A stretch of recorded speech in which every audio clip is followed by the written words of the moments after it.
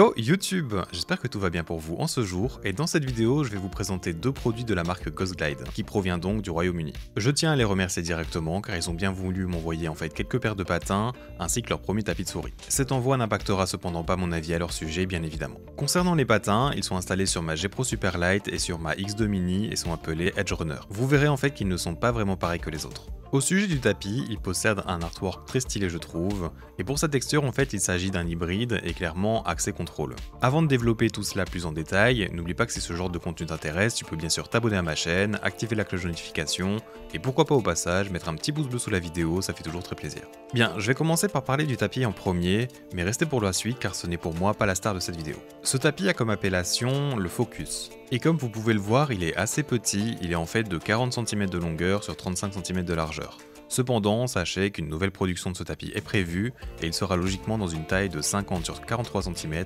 ce qui est donc un poil plus grand que le format artisan par exemple. C'est donc un tapis assez épais avec ses 4 mm et en fait il est surtout très mou, un peu comme un Pat Smith Force War par exemple. C'est très agréable et définitivement très proche d'un artisan soft, voire encore un peu plus mou. Cette fermeté pourra donc vous permettre d'avoir plus de force d'arrêt en exerçant de la pression sur votre souris si besoin. Pour la couture de ses bords, elle est très bonne car au niveau de la surface de glisse, ce qui fait qu'elle ne se ressent pas sous les patins ou sur le bras ou le poignet. Sa base adhérente est plutôt une conventionnelle et elle accroche en fait très bien au bureau.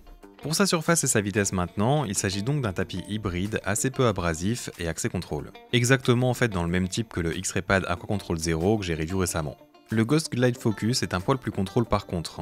Il a en fait une friction dynamique et une force d'arrêt plus importante, ce qui donne une impression plus lourde dans la glisse comparée au Aqua Control Zero.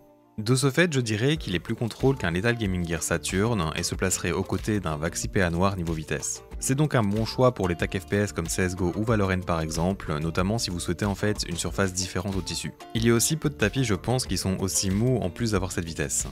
Et maintenant passons à ce qui était une excellente surprise pour moi, les patins Edge Runner qui sont donc en PTFE. Comme vous le savez sûrement, mais ce qui différencie souvent des bons patins de souris à des mauvais, c'est qu'ils sont en fait incurvés sur leur bord. Ce qui empêche donc de gratter le tapis de souris lors de la glisse. Ce procédé donne donc un ressenti plus smooth, c'est-à-dire plus agréable lors de la glisse. Et généralement donc cette petite courbure est constante pour arriver au même niveau que le patin. Ce qui fait d'ailleurs que les frottements des patins va normalement d'abord s'opérer sur ces bords présents sur le côté et que l'usure va commencer à partir de là. Et bien ici, les Edge Runner ont une conception un peu différente. En gros, la courbure est plus petite et plus agressive. Et cela va provoquer en fait que c'est l'ensemble du patin, c'est-à-dire le centre, qui sera donc d'abord en contact avec la surface du tapis. Dû à cela, bien sûr, le processus du lissage du patin va être plus long. C'est-à-dire en fait qu'il ne sera pas aussi smooth lors des premières heures de jeu, le temps qu'en fait que toute la surface se lisse.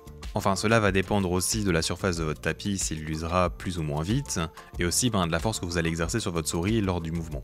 Mais donc une fois la période de break-in passée, comme on dit, ils deviennent en fait plus smooth que la majorité de ceux que j'ai pu tester, ce qui est donc excellent. N'oubliez pas aussi au passage que vu que les patins de la G Pro Superlight sont plus gros, surtout celui à l'avant, eh bien il faudra en fait une plus longue période pour qu'ils soient lisses. Au niveau du côté smooth, je dirais même qu'ils le sont en fait encore plus que des Tiger Ice par exemple, qui sont reconnus pour cela en plus de leur vitesse. Je n'ai plus les patins de ma Lanzo Atlantis pour pouvoir comparer, qui sont aussi donc des patins connus pour être très smooth, mais j'ai toujours trouvé que ceux de la Atlantis manquaient de force d'arrêt, ce qui n'est donc pas le cas ici. D'ailleurs, niveau vitesse, je les placerai entre les CorePad Pro et les Tiger Ice, ce qui est je trouve un excellent milieu. Et dernièrement, j'ai pu aussi les tester sur le Skypad 3.0 et le Serapad King, qui sont donc des tapis de souris solides. Et bien sur ces surfaces, ce sont mes patins préférés, et je vous conseille donc vivement de les essayer si vous avez un de ces tapis en tapis principal. Le seul défaut que je pourrais trouver à ces patins, c'est que je les trouve en fait très fins pour le modèle de la G Pro Superlight, ce qui pourrait valoir en fait de les remplacer plus vite que d'autres marques qui sont plus épais. Ces patins sont donc une très grosse surprise pour moi, et ils vont bien sûr recevoir mon badge de validation sans problème.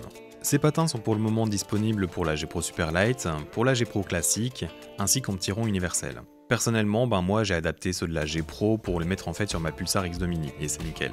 D'ailleurs, la marque m'a aussi indiqué que d'autres modèles sont également à venir, comme bientôt ceux de la Razer Descender V3 Pro. Et petite info, mais en fait ils ont un petit film plastique noir qui est au-dessus, et qui sert donc à protéger le patin, et c'est donc à retirer évidemment. Au niveau de là où les trouver maintenant, comme je vous disais, Ghost Glide est une marque basée au Royaume-Uni. Donc si vous souhaitez en fait commander sur le site officiel, en fait vous aurez des frais de douane, ce qui est donc à éviter. Cependant, ils vendent également leurs produits sur Amazon UK, ce qui est donc génial, car en fait il n'y aura pas de frais de de douane pour la France ou Belgique par exemple. Ils sont vendus dans une petite pochette par un set uniquement et leur prix est dans les alentours de 10 ou 11 euros. Il y a malheureusement plus de stock pour l'instant au niveau des Edge Runners, mais j'ai posé la question à la marque et ils m'ont dit que le restock devrait être ce mois-ci, donc je vous conseillerais de garder un œil dessus si un produit vous intéresse. Au passage, ils ont aussi des manchettes que je n'ai malheureusement pas pu tester et ils m'ont aussi indiqué travailler sur d'autres projets ainsi que rechercher activement des revendeurs pour leurs produits, que ce soit en Europe ou en Amérique. Je pourrais peut-être toucher d'ailleurs un mot à Maxisport d'ailleurs, avec qui je suis maintenant en collaboration si vous n'avez pas vu mon annonce dans l'onglet communauté de ma chaîne. Nous sommes donc arrivés à la fin de cette review, je te remercie de l'avoir regardé jusqu'au bout dans un premier temps, et si elle t'a plu, n'oublie pas de t'abonner à ma chaîne, ainsi que mettre un petit pouce bleu sous la vidéo avant de partir. Ce serait vraiment génial, merci d'avance à ceux qui y penseront. J'espère donc te voir dans un futur proche, et à bientôt.